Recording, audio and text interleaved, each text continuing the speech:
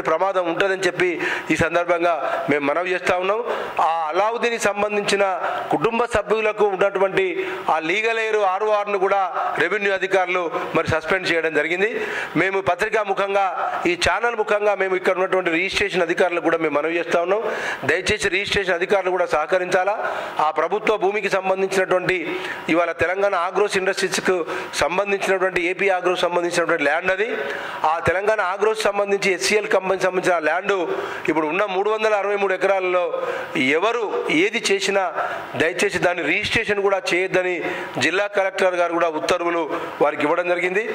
దానికి తోడు మున్సిపల్ అధికారులు, ఇక్కడ ముల్లంపల్లిలో ఉన్నటువంటి మున్సిపల్ అధికారులు, గ్రామ పంచాయతీ అధికారులు అనుకోండి, ఇక్కడ ఉన్నటువంటి రిజిస్ట్రేషన్ అధికారులు అనుకోండి, ఇక్కడ ఉన్నటువంటి ఆ భూమికి సంబంధించిన రెవెన్యూ అధికారులు, తహసీల్దారు, RDO అధికారులు కానివ్వండి, ఏ విధమైనటువంటి యొక్క ఆ ప్రభుత్వ భూమి మీద ఇతరులకు లబ్ధి చెందే విధంగా కార్యక్రమాలు చేయకూడదని చెప్పి నేను ప్రభుత్వ అధికారులను కోరుతా ఉన్నా. ఒక పక్క ముఖ్యమంత్రి గారు 24 గంటలు ఒక ప్రగతి భవన్ ఏర్పాటు చేసి మరి అందరికీ కోసము అన్ని వర్గాల ప్రజల కోసం సంక్షేమ కార్యక్రమాలు అమలు చేస్తూ ప్రభుత్వ భూములు కొల్లగొట్టబడి ఆనాడు వక్ఫ్ బోర్డు భూములు హైదరాబాద్ నగరంలో ఉన్నటువంటి వక్ఫ్ బోర్డు భూములను వందలాది వేలాది ఎకరాలు కూడా ల్యాండ్ గ్రాబింగ్ చేసి అమ్మినటువంటి ఒక ఘనచరిత్ర గల నాయకత్వాలు వాళ్ళై మరి ప్రభుత్వ భూములు కూడా లేకుండా చేసిండ్రు. ఇవాళ ఉన్న భూములను సంరక్షించి ఏ కార్పొరేషన్ సంబంధించిన అయినా ఏ రెవెన్యూకి సంబంధించిన అయినా మన ప్రభుత్వ భూములను ప్రజలు కాపాడుకోవాలి. ప్రజలకు సంబంధించిన భూములవి, ప్రజాస్వామ్యానికి సంబంధించిన ప్రభుత్వానికి సంబంధించిన భూములవి. ప్రజలు, మేధావులు, పత్రికా విలేకరులు అందరూ మరి ఉన్నటువంటి వాళ్ళ అందరూ అన్ని రాజకీయ పార్టీల నాయకులు ప్రభుత్వ స్థలాలు కాపాడబడితేనే ప్రభుత్వ సంక్షేమ పథకాలకు సంబంధించినటువంటి కార్యక్రమాలు ప్రభుత్వ స్థలాలలో మరి నిర్మాణం చేసేటువంటి కార్యక్రమాలు అమలైతాయి. మరి దానికి ప్రభుత్వమే పూర్తి బాధ్యత వహించి చేయాలి అనుకుంటే మరి చేసే పరిస్థితి ఉండదు. ముఖ్యంగా నేను రెవెన్యూ అధికారులని సందర్భంగా కోరుతా ఉన్నా. ఇవాళ 10 మంది నాయకులు హైకోర్టులో కూడా కేసు వేసిండ్రు. వాళ్ళు 10 మంది నాయకులు కూడా దానిలో బడా నాయకులు కూడా ఉన్నారు. వారి యొక్క డాక్యుమెంట్స్ కూడా మేము పరిశీలన చేస్తాం. దాంట్లో తప్పులను కూడా పరిశీలన చేస్తాం. తప్పులుంటే తప్పకుండా క్రిమినల్ చర్యలు తీసుకుంటాం.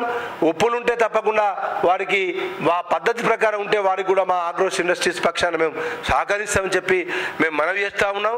ఇవాళ ఏది ఏమైనా మేము ఒకటి చెప్పేది, ఇవాళ ఈ బెల్లంపల్లి భూమిని 363 ఎకరాలు 544 ఎకరాలలో 363 ఎకరాల ల్యాండ్లో మరి ఒక బిల్డర్ అనేటువంటి ఒక అతను అక్కడ కన్స్ట్రక్షన్ చేస్తూ ఉన్నాడు.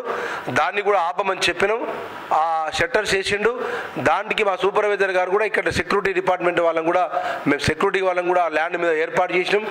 ఎవరు అక్రమంగా కట్టినా కూడా ఇక్కడ ఉన్నటువంటి మున్సిపల్ సిబ్బంది కానీ రెవెన్యూ సిబ్బంది కానీ పూర్తి బాధ్యత వహించి వారిపై తక్షణమే కఠినమైన చర్యలు తీసుకొని మరి వాళ్ళకి ఎలాంటి అనుమతులు ఇవ్వద్దని చెప్పి మనవి చేస్తూ మరి ముఖ్యమంత్రి గారు చేసే సంక్షేమ కార్యక్రమాలకు మరి నిర్మాణం చేసేటువంటి ఏ కన్స్ట్రక్టివ్ కార్యక్రమాలకు కూడా ప్రభుత్వ స్థలాలు అవసరం ఉన్నాయి.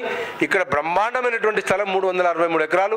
దాంట్లో బ్రహ్మాండమైన కార్యక్రమాలు చేసి ఈ ప్రాంత మరి విద్యార్థులకు, ఈ ప్రాంత నిరుద్యోగులకు నిరుద్యోగ సమస్య పరిష్కరించేటువంటి అవకాశం ఉంటుంది. ట్రైన్ సౌకర్యం దగ్గర ఉంది బెల్లంపల్లికి. దాన్ని ఆనుకొని ఉన్నటువంటి ఒక ప్రదేశం అది.